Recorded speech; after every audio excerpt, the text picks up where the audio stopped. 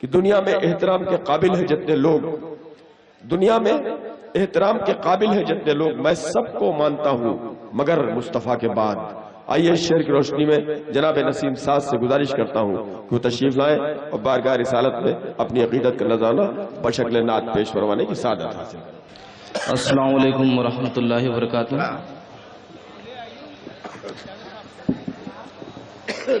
دوستو، نعت پڑھنے کا شرف حاصل ہوا ہے۔ مطلب پیش کرتا ہوں، ملاحظہ فرمائیں۔ ارشاد علی جناب نمازش۔ جس گھڑی میری زبان پر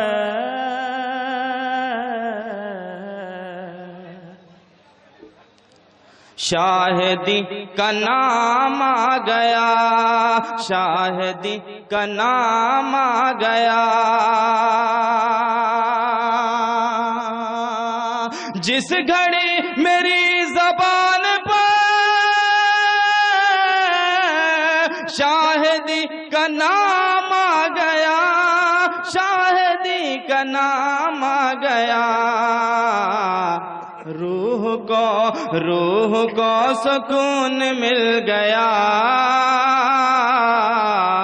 خیر کا پیام آ گیا، روح کو سکون مل گیا،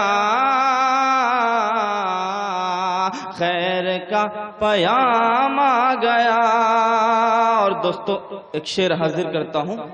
آپ صلی اللہ علیہ وسلم سے پہلے زندہ بچیوں کو درگور کر دیا جاتا تھا۔ تاریخ کی روشنی میں شعر حاضر کرتا ہوں، ملاحظہ فرمائیں۔ زندہ بچیوں کو اب کبھی دفن کر نہ پائے گا کوئی، دفن کر نہ پائے گا کوئی، زندہ بچیوں کو اب کبھی دفن کر نہ پائے گا کوئی، دفن کر نہ پائے گا کوئی،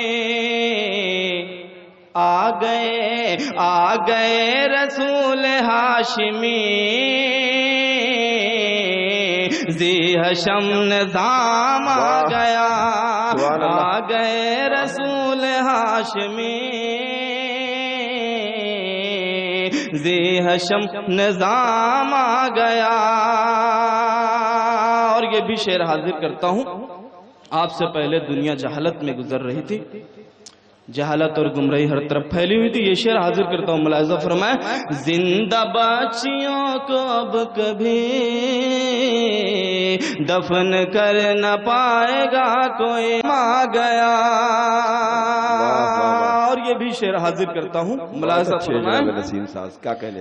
حرمت رسول پاک پر